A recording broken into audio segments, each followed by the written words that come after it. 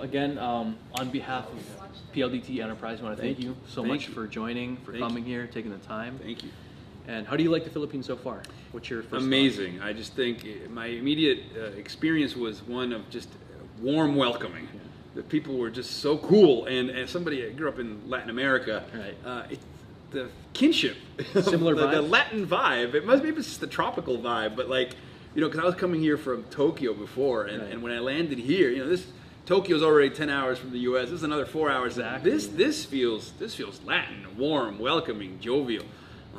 Also, a lot of Brain Games fans. So, like, that's right good. Up from the airport, I was just like, "Oh, hey, Jay from Brain Games." I was like, "Oh, cool, man. I'm with my people." Exactly. And I think the Western influence of the U.S., you know, here in the Philippines, makes it easy for wonderful guys like you coming along. So, thank you.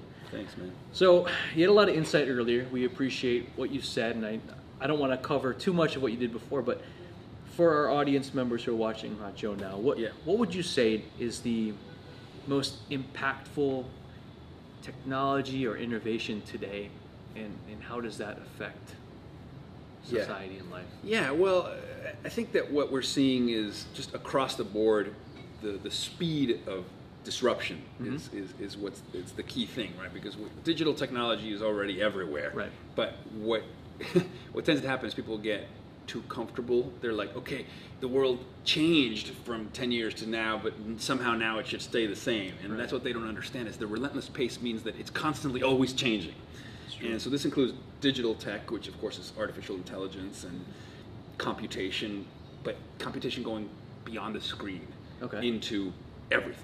So I think a big thing is IoT, like Internet of Things. Internet of Things just basically means that the sensors and the computation that happens on your computer or on your phone is going beyond the computer and beyond the phone and into everything. Okay. So everything's online, everything's connected, everything can give you real-time feedback. Contextual computing means that like wherever you are, you'll be served up the information that's relevant in that moment. And so that's going to change the nature of how we transact with one another.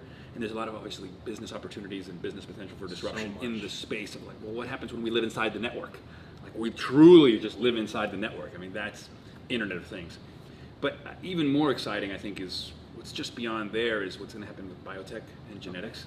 You know, human... So is that the next big thing for you, biotechnology? Yeah, well, it's computation married to biology. Okay. So biology is an information technology, and software is eating the world in the sense that once biology is an information technology that we can harness, control, upgrade, program, means we can really start playing with the canvas of what makes us us. It's crazy. And particularly applications like, you know, for human health, right? Yep. Like, you know, medical care hasn't really been transformed yet. It hasn't the way computers exponentially grown, like you said before. You know, and you know, in America, there's obviously all this debate about healthcare and the costs of healthcare spiraling out of control. But that's until this biotech thing really kicks into gear. That's true. Because this model of like waiting until you have a symptom and getting it treated and having to have it, you know, it's going to be completely disrupted.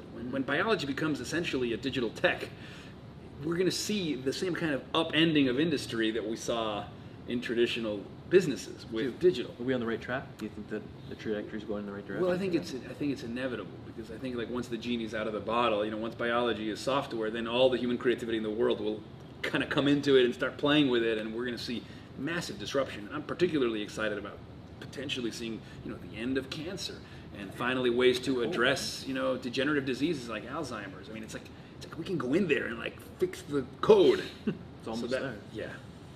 Now, I mean, given the state of the world now globally, what do you feel is the most critical issue?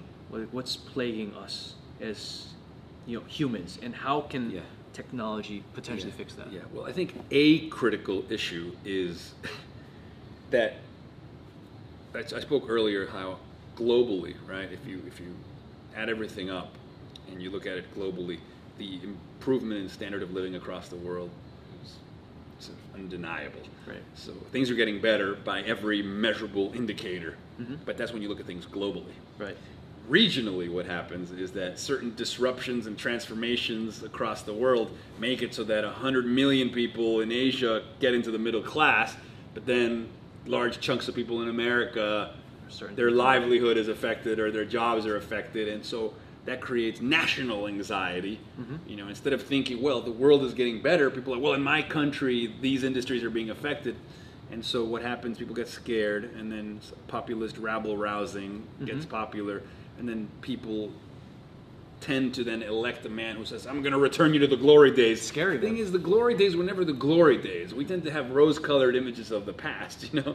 People don't think about the ways in which the world has improved. Was it really that great? It was not, you know, and so I think that's a concern, right? You know, we saw it in Venezuela with Chavez, and we're kind of seeing a taste of that in America. But let's not become fatalistic. Again, zooming out and looking at the big picture, things are still better every day, all the time. Yeah. But that's certainly a concern. You know, narratives matter because narratives govern action. If people think that things are getting worse, then they might be tempted to, as a last scenario, vote somebody in that they think is going to fix all their problems. That's a very good point. Yeah. You know, a lot of people have that debate internally, like, you know, technology, it's definitely brought a lot of good things to society, but then you have people that are the naysayers that are saying, you know, technology is eventually going to be disadvantageous to society as a whole. Like, are there any negative aspects of technology that you see now, and can you cite anything that I think beneficial? Well, it's not. It's like food, you know. Like food nourishes you, but food can also cause diabetes if used improperly. So I think there's a concern from the outside looking in of the overdependence on the phones, the hunched over look of people staring at their screens, not talking to each other. It doesn't look good, right? Because it's like, oh, they're not interacting. I mean, even though the person might be having, from the inside, an amazingly engrossing experience that's far more interesting than staring at the neighbor on the subway, maybe they're having an amazing time. But still, I get it. Like, the overdependence on the screen doesn't look good. I think that's going to go away when we have, like, augmented reality goggles, for example, you know, and, like, the digital information that's relevant will be, like, illustrated all around us in the world, but it won't be a competition between the screen and the world. I see an integration. So I think what we're seeing now with, like, the overdependence is just transition. I think we have one last question. Sure. So if you were to talk to the major leaders of the world, these global, powerful men. Oh, if I could.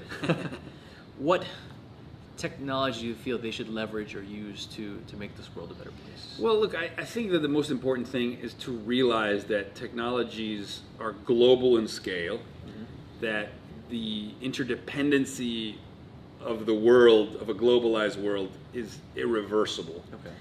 And so I think the most important thing is how do we get national leaders to think globally?